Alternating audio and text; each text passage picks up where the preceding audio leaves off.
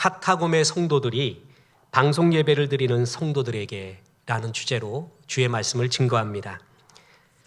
저는 성경을 보면서 이게 진짜 있을 수 있을까라고 굉장히 의구심을 가졌던 많은 상황들이 있습니다.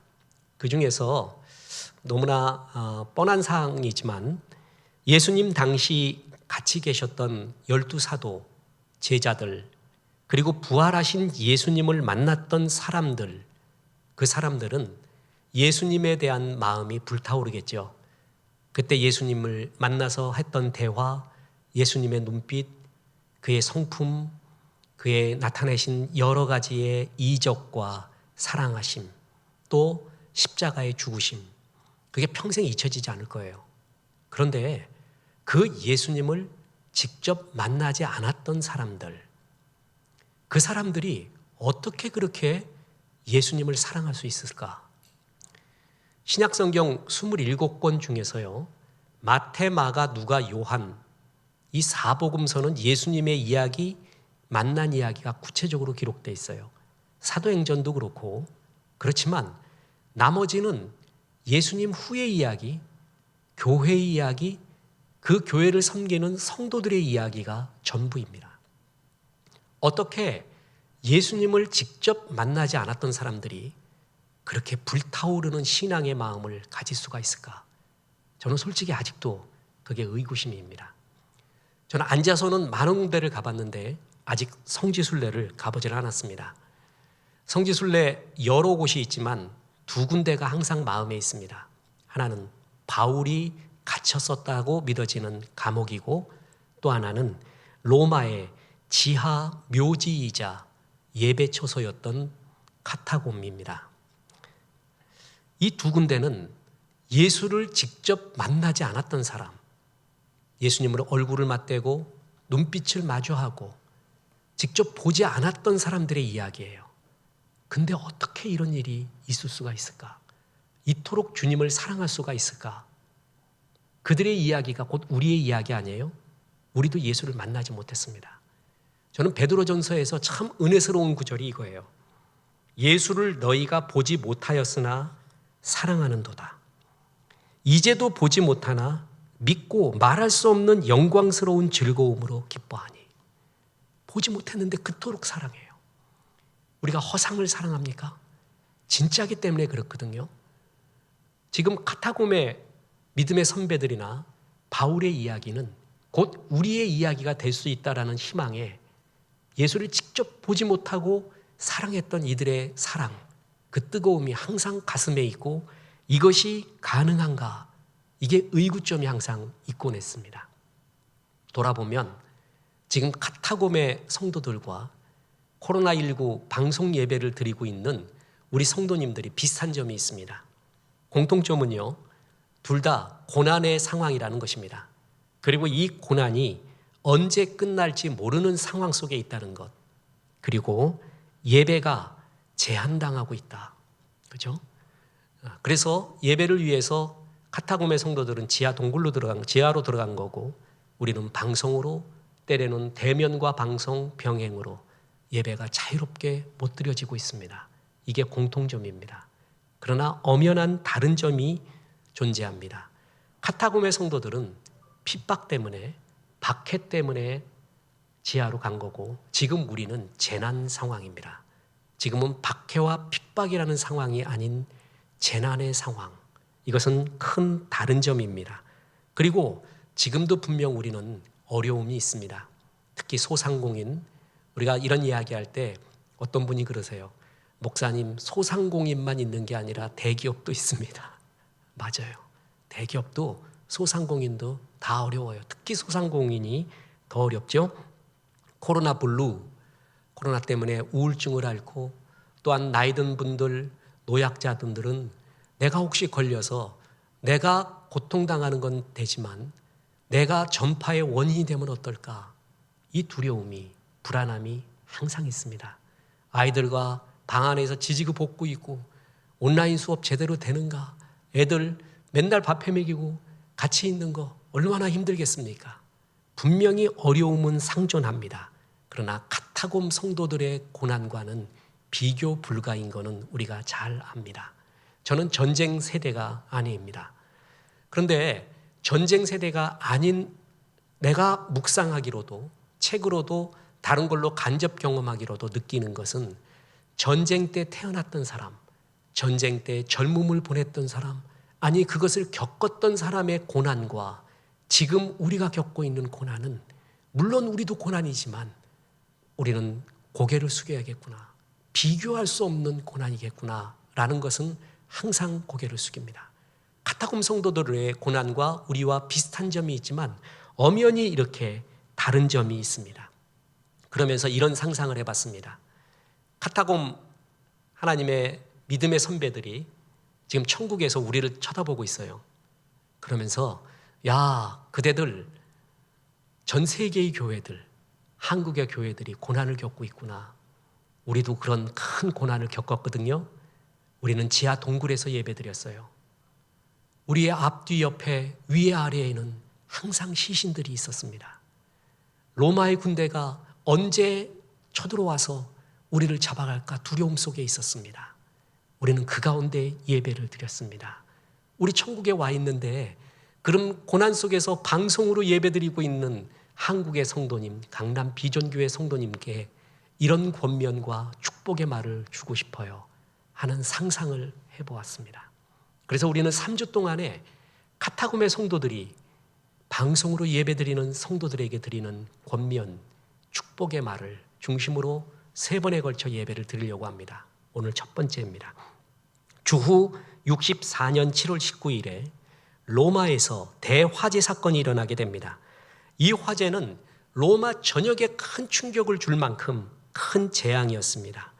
화재가 진압된 다음에 로마 시에는 흉흉한 소문이 일어나기 시작했습니다. 이 불은 로마 황제 네로가 일으킨 거야. 술에 취해서 자기의 시흥에 취해서 자기의 예술적 비뚤어진 욕망에 취해서 불타는 것을 보면서 흥겨워했던 네로, 이런 이야기들이 퍼지기 시작했습니다. 이 소문을 잠잠케 하기 위하여 네로는 백방으로 노력했으나 효용이 없었습니다.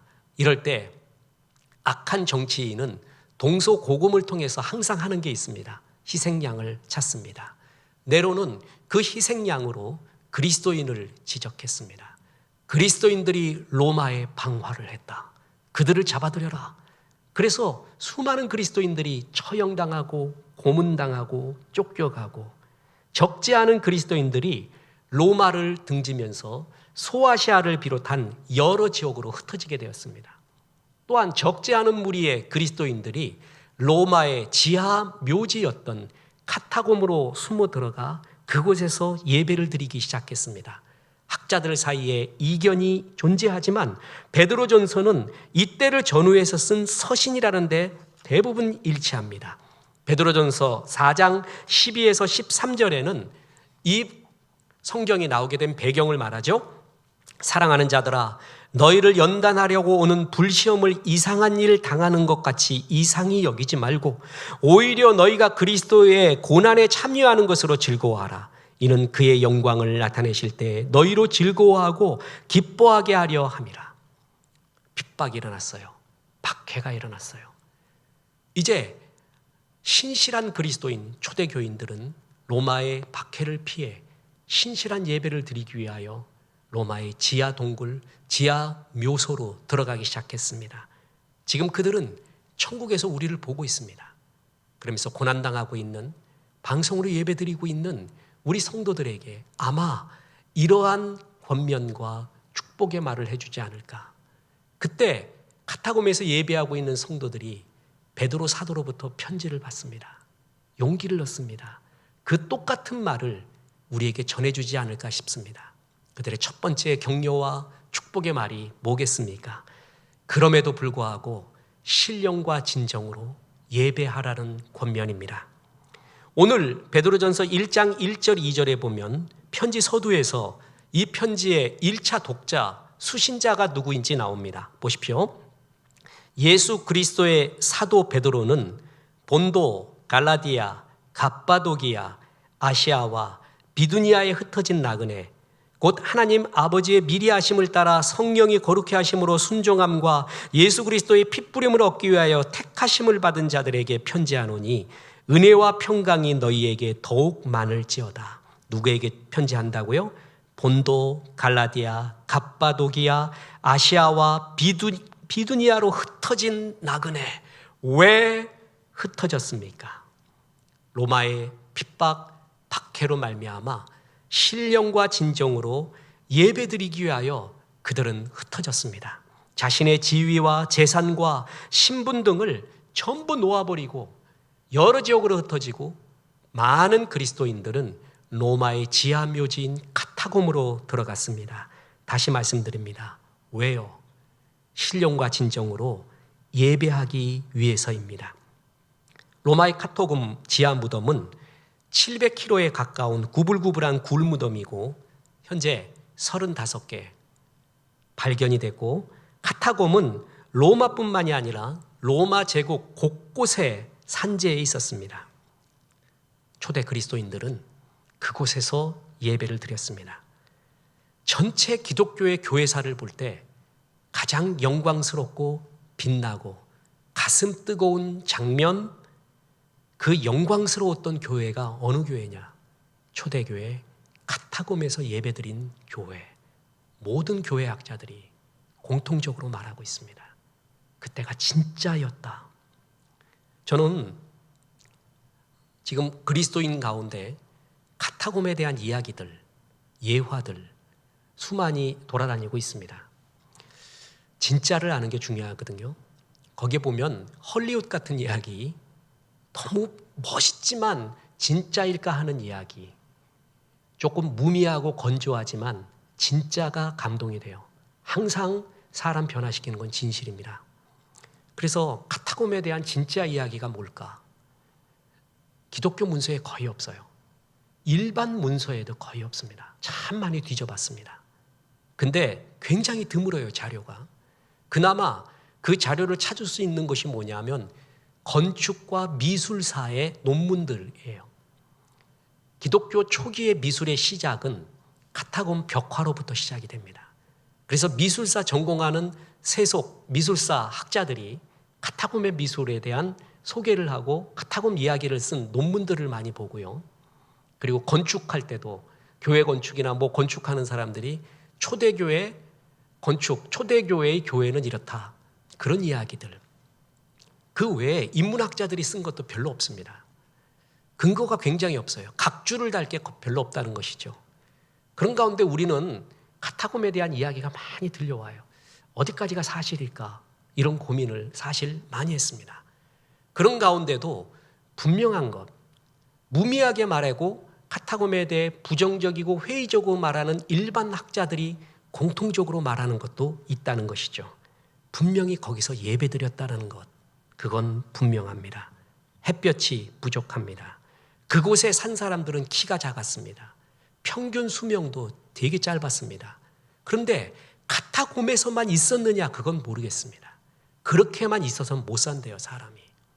그리고 거긴 수많은 시신들이 있기 때문에 위생, 출산은 어떻게 하며, 또 하나, 그거는 원래 그리스도인의 묘소가 아니었잖아요. 예배처소가 아니라 로마의 일반적인 지하 무덤이었어요. 그렇기 때문에 일반 사람들도 자기 그 지하 무덤에 안치되어 있는 유골을 위해서 방문했을 거라는 거죠. 그 중에는 로마의 군인도 있을 수 있다는 것이죠. 그렇기 때문에 기독교인만의 공간은 아니었다. 그런 가운데서 어떻게 거기서 예배의 순수함과 신앙을 지켰을까? 퀘션 마크. 정말 힘든 것이었다. 그건 정말 힘든 일이었다라는 것에는 공통점을 갖고 있어요. 그곳에서 예배하는 게 결코 쉬운 일이 아니었다. 그런데도 목숨을 걸고 예배했었다라는 것이에요. 왜요? 하나님의 순수 신앙, 그들이 카타콤으로 간 이유는 크게 보면 신앙을 위해서, 구체적으로 보면 뭐예요? 신령과 진정으로 예배하기 위해서였어요. 그래서 카타콤의 성도들이 우리에게 지금 이렇게 말할 거예요. 방송으로 예배하는 게 힘드십니까? 좀 자세도 흐트러지고 다른 일도 많이 일어납니까? 축복인 줄 아십시오. 우리는 카타콤 지하 묘소에서 했어요. 습하고 냄새나고 햇빛 안 나고 언제 로마의 군병들이 들이닥쳐 우리를 잡아갈지 모르는 그 상황 속에서 앞뒤 옆 위 아래에는 시신이 가득한 곳에서 예배했습니다. 그곳에서 예배할 때도 그렇게 좋았습니다. 주님이 그렇게 사랑스러울 수가 없었습니다. 이렇게 권면하면서 얘기할 거예요. 고난이 옵니까? 그때 더욱더 예배하십시오. 더욱더 신령과 진정으로 예배하십시오. 방송으로 아니면 대면 예배로 어떤 형태로 예배할지라도 그리스도인은 신령과 진정으로 예배하는 것이 사명입니다. 그렇게 권면해 줄 것입니다. 창세기를 보면 믿음의 조상 아브라함은 어디를 가든 먼저 제단을 쌓고 여호와의 이름을 불렀더라 라는 것이 끝없이 나옵니다. 대표적인 구절 보겠습니다. 창세기 12장 8절에 거기서 베델 동쪽 산으로 옮겨 장막을 치니 서쪽은 베델이요 동쪽은 아이라 그가 그곳에서 여호와께 제단을 쌓고 여호와의 이름을 부르더니 창세기 13장 18절에도 이래요. 이에 아브라함이 장막을 옮겨 헤브론에 있는 마므레 상수리 수풀에 이르러 거주하며 거기서 여호와를 위하여 제단을 쌓더라. 한마디로 아브라함의 삶은 뭐죠? 그냥 떠난 삶이 아니에요. 하나님 말씀 믿고 지시할 땅으로 가라 해서 그냥 떠나서 방황하고 유리한 삶이 아니라 그는 어디를 가든 예배하던 삶이었습니다. 그래서 하나님이 아브라함을 기뻐하고 아브라함에게 말할 수 없는 복을 내려주신 거예요. 그런데 아브라함의 조카 롯의 삶을 보면 어디를 보아도 제단을 쌓았다는 기록이 나오지 않았습니다. 둘 다 똑같이 부자였습니다. 똑같은 환경과 조건에서 출발했습니다. 그런데 둘의 말로는 너무나 달랐습니다. 아브라함은 믿음의 조상이 되는 축복을 누린 반면에 롯은 아내가 소금기둥이 되고 사위들은 불과 함께 다 잿더미가 돼버리고 자신은 친딸 사이에서 아들을 낳아서 모압과 암몬 족속의 조상이 되는 괴로운 사건이 일어나게 됩니다. 무엇이 아브라함과 롯을 갈라놓았습니까? 운명을 갈라놓았습니까? 예배입니다. 하나님 앞에 신실한 예배의 삶. 아브라함은 그걸 지켜갔습니다. 롯은 예배드리지 않았습니다. 그의 관심과 마음은 늘 세상적인 가치관, 세상의 풍요로움이 그의 가슴에 있었습니다. 교회사를 보면 하나님께서는 목숨 걸고 예배하는 사람들을 항상 높이 들어서 사용했습니다. 오늘 우리가 살펴보는 초대교회 성도들, 어둡고 습기 찬 지하무덤 카타콤으로 들어간 이유가 뭡니까? 예배를 위해서입니다. 신실한 예배 위해서 지위와 재산과 건강을 다 던져버립니다. 다시 말합니다. 예수님을 보지 않았습니다. 예수님의 눈빛을, 그 손길을, 예수님의 사역을 체험하지 않았던 사람입니다. 너희가 예수를 보지 못했으나 사랑하는도다. 그 사랑의 마음으로 다 버리고 주님을 경배하기 위하여 카타콤으로 들어갔습니다. 청교도들이 배를 타고 그 목숨을 걸고 신대륙으로 간 이유가 뭡니까? 예배 때문입니다. 예배의 자유. 거기에 생명을 걸고 배에 몸을 실었습니다. 4개월에 걸친 긴 항해 끝에 혹독한 겨울인 1620년 12월 11일 미국 플리머스에 도착하게 됩니다. 추위와 역병으로 고생하는 가운데 이듬해 가을까지 46명이 괴혈병과 폐혈로 죽였고 남은 사람들은 1621년 가을에 추수를 하고 나서 감격적인 예배를 드렸습니다. 예배를 위해 도착한 나라, 예배를 드렸던 나라, 예배를 위해 이사했고 예배를 위해 생존하기 시작했던 미국이었기 때문에 주님이 그토록 축복하면서 미국 대륙을 한번 보세요. 저는 미국의 역사, 개척의 역사, 미국이 이루어진 역사, 지난 설교 시간에 잠깐 말했잖아요. 정말 이런 일이 있는가? 전 세계의 역사에서 이렇게 만지는 것마다 터지고 건드리는 것마다 흥황하고 사들이는 것마다 팡팡 보물이 터지고 석유가 터지고 역사가 일어나고 전쟁하기 전에 이미 상대편이 다 힘이 기울어버리고 이런 게 어떻게 역사가 일어날 수 있을까? 하나님의 예배자들에 대한 분명한 축복이었습니다. 미국이 다시 흥황하기 위해서는 예배의 정신 또한 기독교의 가치관을 수용을 해야 됩니다. 더 마음에 품어야 됩니다. 하나님이 기뻐하지 않는 가치관으로 세상이 관영하게 될 때 하나님은 결코 기뻐하지 않을 겁니다. 하나님은 이렇게 목숨 걸고 예배했던 자들을 하나님이 기뻐하시고 축복했습니다. 저는 목회의 경험상 그리고 성경을 보고 많은 다른 믿음의 선배들의 경험을 가슴에 품고 이 이야기를 하고 싶습니다. 누구나 문제 있습니다. 백문일답이라는 말이 있습니다. 100가지 질문에 한 가지 대답. 그것은 예수님입니다. 그리고 내가 먼저 은혜 받는 것입니다. 가정에 문제 있잖아요. 사업에 문제 있어요. 관계에 문제 있어요. 자녀의 문제 있어요. 사람마다 문제의 형태는 다 다릅니다. 그런데 한 가지의 대답이 있어요. 예수거든요. 예수가 가슴 깊이 넘쳐나야 돼요. 그러기 위해서는 내가 먼저 은혜 받는 거예요. 내가 먼저 충만해지는 거예요. 그러면 그때부터 해결할 능력과 힘과 눈이 보이기 시작해요. 모든 눈이 보이기 시작하는 시발점, 그거는 내가 은혜 받는 거예요. 이 은혜 받을 수 있는 제일 좋은 길, 여러 길이 있지만 가장 확실하고 안정적이고 가장 열려놓은 하나님의 길, 그게 예배입니다. 예배 통해 은혜 받아야 돼요. 저는 신실한 예배 드리고 은혜 받고 있는 성도 보면 확신합니다. 저 사람 잘 된다. 역사가 일어난다. 분명히 저 문제 해결되어 가고 있다. 저 사람 굉장히 잘 되는 것 같아요. 예배 때 한없이 교만해요. 예배의 사모함도 없어요. 저 사람 안 되고 있구나. 무너질 때가 가까우고 있구나. 진짜 느낍니다. 예배 보면 그 사람 다 보여요. 마가복음에 보면 마가복음은 굉장히 짧아요. 그래서 마가복음에 나온 이야기는 굉장히 중요하다는 걸 더 알 수가 있습니다. 비유가 많지 않거든요. 근데 씨 뿌리는 자의 비유가 나와요. 그러면서 이 비유를 모르고 다른 모든 비유를 알 수 없다. 이렇게까지 표현합니다. 씨 뿌리는 자의 비유가 뭔지 아세요? 내가 누구인가를 아는 법이에요. 내가 누구인가를 아는가?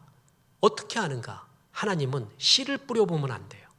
말씀을 던져보면 길가같이 딱딱해서 안 들어가는 사람이 있고 자갈밭, 돌짝밭같이 은혜 받는 것 같지만 밑에 돌이 있어서 조그만 태클과 어려움이 오면은 뿌리를 못 내리는 사람이 있고 뿌리까지 내리고 은혜도 받았는데 세상 재리와 세상 욕심으로 가시에 찔려서 열매 못 맺는 사람이 있고 어떤 사람은 옥토에 뿌려져서 열매 맺는 사람이 있대요.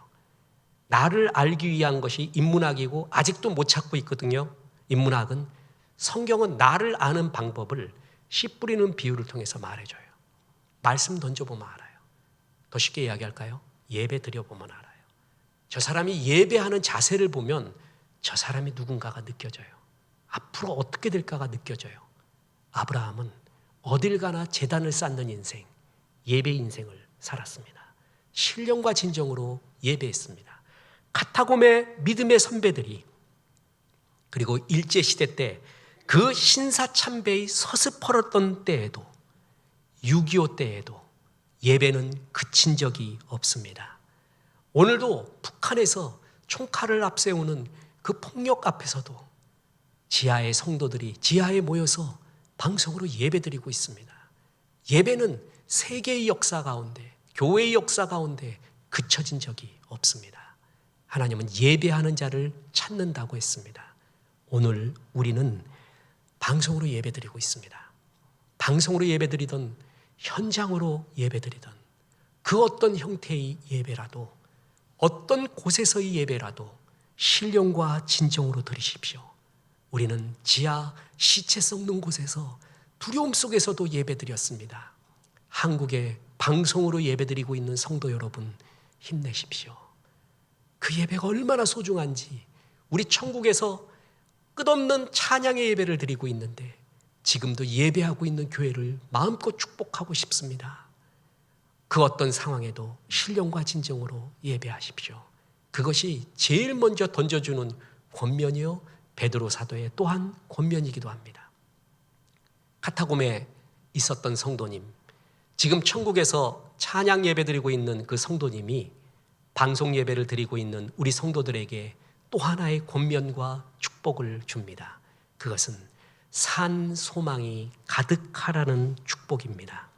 자, 오늘 본문 1장 3절에 보면 우리 주 예수 그리스도의 아버지 하나님을 찬송하리로다.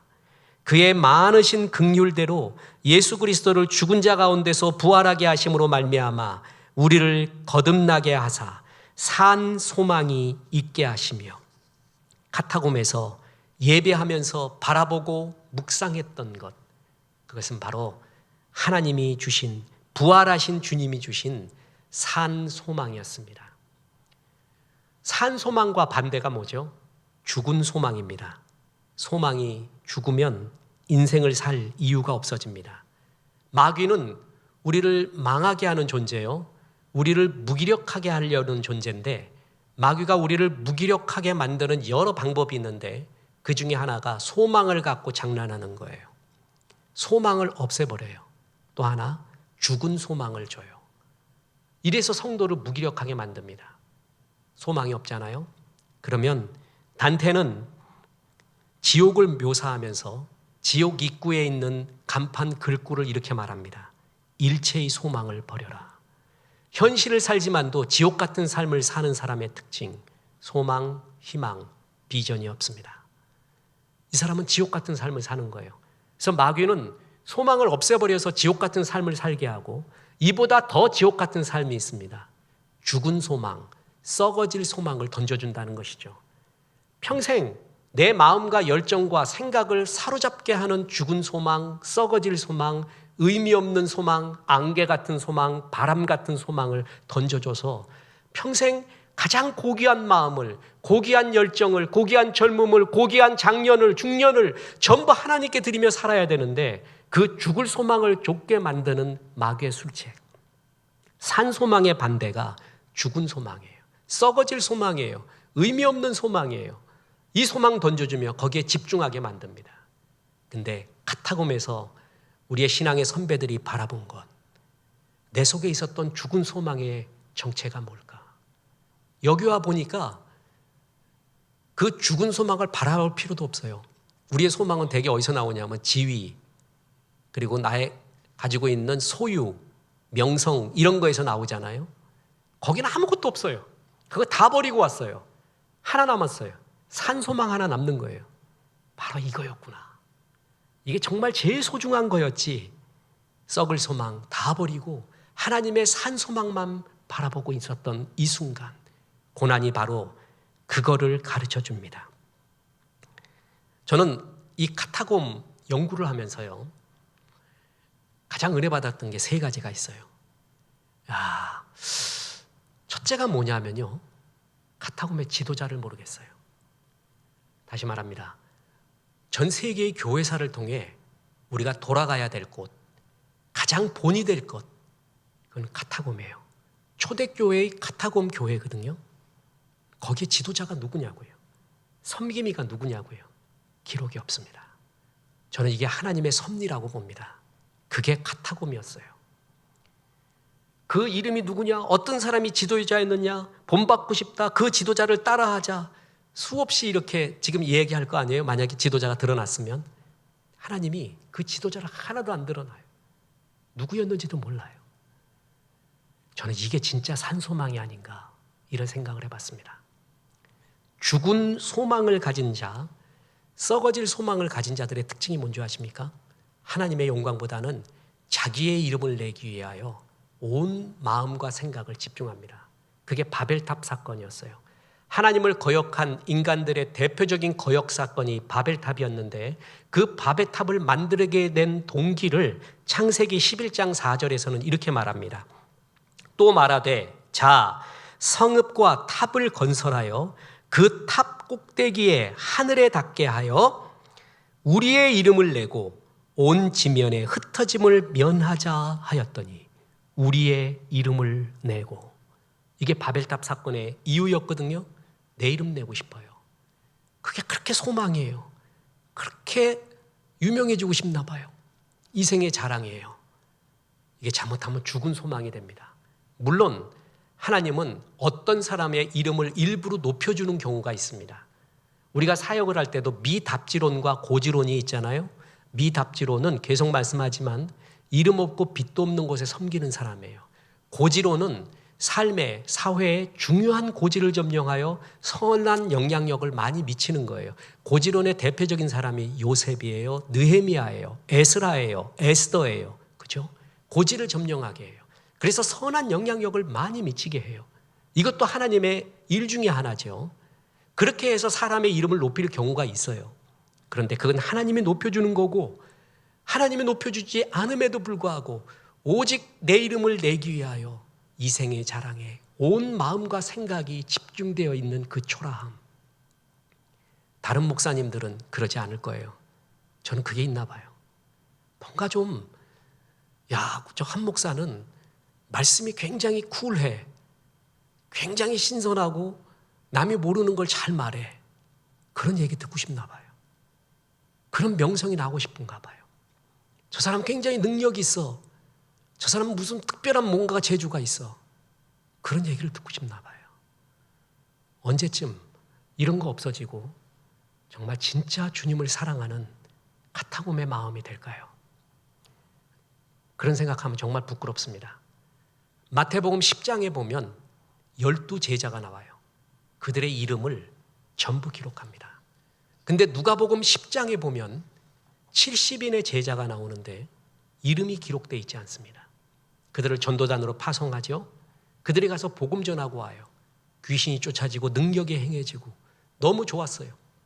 그랬더니 주님이 이런 말씀합니다. 누가복음 10장 20절에 그러나 귀신들이 너희에게 항복하는 것으로 기뻐하지 말고 너희 이름이 하늘에 기록된 것으로 기뻐하라. 귀신 나가디? 능력이 행하디? 그러면 물론 주의 이름으로 했죠. 주님의 영광을 위해. 근데 내 이름도 높아져요. 그죠? 그러고 싶은 거예요. 우리 주의 일을 한다는 사람들이 은근히 이런 마음속에 있는 거예요. 물론 주 예수의 이름을 앞장 세워요. 그러나 더불어 나도 한없이 높아지고 싶은 거예요.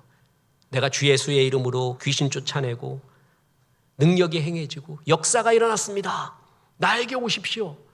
이런 마음이 항상 있어요. 그런 걸로 기뻐하지 말고 너의 이름 하늘에 기록된 걸로 기뻐해라. 하나님이 알아주는 걸로, 하나님이 인정하시는 그 무엇으로 기뻐하지, 세상에 이름 나는 것, 세상의 능력 행해서 유명해지는 걸로 기뻐하지 마라. 참 이 말이 부끄러워집니다. 나는 얼마나 산 소망을 바라봤는가? 아니면 썩어질 죽음 소망 속에 살고 있는가? 카타곰이라는 큰 고난 속에서는 이 산 소망과 죽은 소망이 분간이 돼요.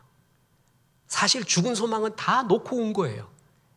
그래서 오직 남아있는 게 산 소망이고 이게 진짜구나라는 걸 깨닫는 거예요. 그 산 소망의 정체가 1장 4절에 나오잖아요. 보세요.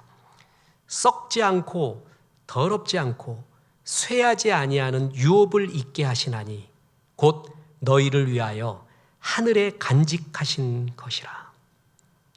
하나님이 이제 우리의 삶을 다 살고 난 다음에 믿지 않는 사람은 심판받아요. 하나님 예수 그리스도 믿는 사람은 결산을 받아요. 결산을 받는 순간에 주님이 이래요. 내가 세상에서 했던 말과 행위를 100개를 갖고 왔어요. 그랬더니 분간을 합니다. 요건 썩어질 일, 의미 없는 일, 이거는 죽은 소망, 다 분간을 하고 영원한 것과 분간을 해봤는데 만약에 내 삶을 결산할 때 영원한 것, 하나님의 영광을 위한 것, 소중한 것이 하나도 없고 전부 죽어질 것만 쫓았다면 얼마나 불행하고 불쌍한 인생이겠습니까? 고난은, 환난은요, 진짜와 거짓을 분간할 수 있는 지혜를 줍니다. 곤도 마리에가 나이 들수록 중년과 장년, 노년이 될수록 설레지 않는 것은 다 버리라고 했습니다. 어떻게 설레는 것과 설레지 않는 것, 감동스러운 것과 감동스럽지 않는 것이 분간이 될까요? 고난의 때예요. 고난이 와보잖아요. 진짜가 이거고 가짜가 이거구나. 그게 분간이 돼요. 개인적으로 고난을 당해보세요. 날 진짜 사랑했던 사람이 누구고 그냥 그저 그런 사람이 누군가가 분간이 됩니다.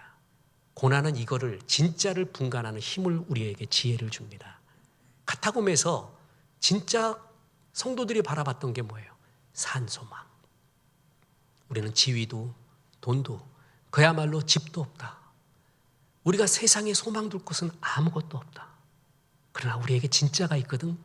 엘피다조사, 진짜 산소망, 썩어지지 않는 이 우리의 기다림, 죽게 드렸던 마음, 예배를 위하여 이 모든 것을 버리고 갔던 이 붉은 마음, 이 썩어지지 않는 산소망이 우리에게 있다. 주님은 그것을 알고 기억하고 있다는 것이죠. 그렇습니다. 지금 우리가 살면서요, 여러 일을 하지만 다 필요한 일이지만 장가 가야 되고 소도 사야 되고 농가밭에 나가서 할 일이 많은 세상이지만 이 모든 일 가운데 주님의 잔치, 주님이 하라는 것 크게 두 가지입니다. 하나는 내가 평생토록 예수님의 성품을 닮아가는가, 성화. 두 번째는 예수님의 마음인 전도, 선교, 구제를 하는가. 주께서 내게 주신 것이 있어요. 건강, 재능, 열정 모든 걸 줬어요. 그걸 가지고 전도하느냐, 선교하느냐, 구제하느냐. 주님은 이것을 바라보고 있습니다. 그것이 하나도 없었던 삶, 그것은 죽은 소망을 좇은 삶이었습니다. 고난은 카타콤의 고난 속에서 성도들은 산 소망을 바라봅니다. 그래, 우리는 이런 소망이 있었지. 우리의 선조들도 암울했던 일제 강점기를 지나면서 그때도 예배하며 바라봤던 것이 바로 이 산 소망이었고, 카타콤의 선배들도 이 빼앗길 수 없는 천국의 하늘의 소망 때문에 견딜 수가 있었습니다. 저는 앉아서 카타콤 가봤다고 했죠. 미술사 전공하는 논문들 책에 보면요, 카타콤에 새겨진 형상들, 그림들이 보입니다. 아마 다음 시간, 그 다음 시간에 이제 이 그림을 직접 보면서 하나님의 말씀을 나눌 수도 있는데요. 예수님 그림에 수염이 없어요. 카타콤 성도들이 수염이 없었던 거예요. 영양 상태도 햇빛도 모든 누구도 없었던 예수님. 그렇게 그렸어요. 그리고 제일 많은 그림이 뭐냐 하면 물고기, 또 하나는 사슴이었습니다. 왜 사슴일까요? 목마른 사슴처럼 하나님을 갈망했다는 신앙 고백의 표식으로 사슴을 그려놓은 겁니다. 성도가 죽어요. 그럼 그것은 예배 처소이자 묘소라 그랬죠. 사방을 둘러봐도 전부 시체덩어리예요. 옆을 봐도, 위아래를 봐도, 앞을 봐도 뒤를 봐도 다 시신이에요. 죽음 속에서 사는 거예요. 죽음의 의미는 뭘까? 나는 죽어서 어떻게 될까? 그때 진짜 부활이라는 소망이 그들 가운데 있던 거예요. 성도가 죽잖아요. 그러면 이런 묘지가, 이런 표식이, 비명이 거기에 있었다고 합니다. 알렉산더는 죽지 않았다. 그는 별들 저 너머에 살고 있다. 이거는 밝혀진 사실입니다. 그 속에 알렉산더라는 성도가 있었나 봐요. 근데 그는 죽은 게 아니래요. 저 별 너머에 하늘의 별이 되어 빛나고 있다는 거예요. 참 멋진 표현 아니에요? 그리고 그 옆에 새겨진 그림, 그게 바로 사슴이었습니다. 알렉산더 성도는, 아니 이곳에 묻혀있는 이 성도들은 목마른 사슴처럼 주의 나라를 갈망하고 사모하고 주의 나라를 생각했고, 그 사모함이 끝이 되어서 죽으면서도 주의 나라를 사모하며 갔습니다. 목마른 사슴이 여기에 있습니다. 그래서 사슴의 형상들을 거기에 그토록 그려놨다라는 것입니다. 알렉산더라는 성도, 아니 카타콤에 있는 모든 성도들은 죽은 것이 아니라 하느님의 나라를 가서 순교하고 그곳에 별이 되어 영원토록 빛나고 있는 거예요. 많은 일을 옳은 대로 돌아오게 하는 일은 하늘의 별처럼 빛난다고 했어요. 그들의 순교, 기다렸던 그 붉은 마음은 지금 우리에게 도전을 주고 고난을 사는 우리에게 저렇게 살아야겠구나 교훈을 주면서 지금도 하늘나라의 별처럼 빛나고 있는 거예요. 그들이 바랐던 죽은 소망을 우리가 바라보는 게 아니잖아요. 그들에게서 뭘 우리가 배우고 있어요? 산 소망을 바라본 그들. 모든 걸 내려놓고 그 소망을 쫓았던 그 소망. 그래서 카타콤의 성도들이 우리에게 권면해 줍니다. 우리는 지하에서, 시신 옆에서, 로마의 칼 속에서 예배했습니다. 지금 방송으로라도 신령과 진정으로 예배하십시오. 그리고 이 예배의 순간에 진짜 소망이 뭔가, 이 고난을 통하여서 내가 쫓았던 소망이 진짜 소망인가? 하늘의 소망인가 죽은 소망인가를 분간하십시오. 우리는 산 소망 속에서 이기게 되었습니다. 우리는 이 산 소망 바라보며 기뻐했습니다. 모든 것이 곁에 떠나도, 모든 것이 없어져도 실망하지 마십시오.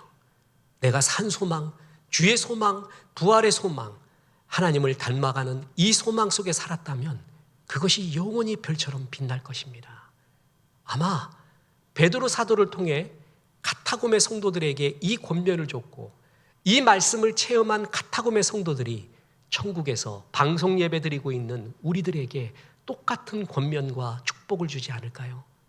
신실하게 예배하십시오. 산 소망을 바라보십시오. 분명 지금은 고난의 상황입니다. 그러나 세계의 역사, 성경의 역사를 보면 고난 속에서 하나님은 분명히 새로운 역사를 시작하고 있습니다. 그게 뭔지는 모르겠습니다. 분명히 새로운 창조와 새로운 시작을 준비하고 계시는지 그게 뭔지는 모르겠습니다. 우리는 다만 어떤 상황에도 신실하게 예배하고 주님 죽은 소망이 아닌 산 소망 바라보겠습니다. 세상 정말 허무하고 안개 같은 것 많습니다. 산 소망 바라보겠습니다. 이 마음을 간직하고 있는 주의 종들에게 하나님은 이 고난 가운데 시작하실 새로운 창조의 나라, 주의 역사의 나라를 보여주기 시작하실 것입니다. 그래서 그 새로운 창조의 시작에 주역이 되고 섬김의 종이 되고 많은 영혼을 이 고난의 시기에 주 앞으로 인도하는 카타곰의 성도, 귀한 강남 비전교회 성도님 되기를 주 예수의 이름으로 축원합니다. 우리 이런 마음 기억하시면서 환난과 핍박 중에도 찬송합니다.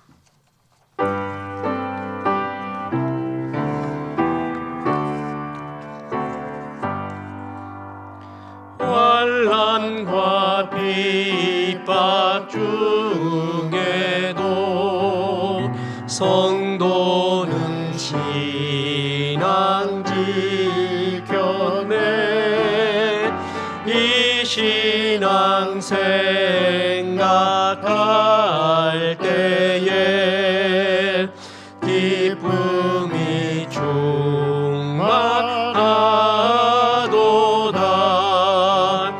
성도의 신앙 따라서 죽도록 충성한 옥중에 매인 성도나 옥중에 매인 성도나 양심은 자유 얻었네. 우리도 고난 받으면 죽어도 영광 되도다. 성도의 신앙 따라서 죽도록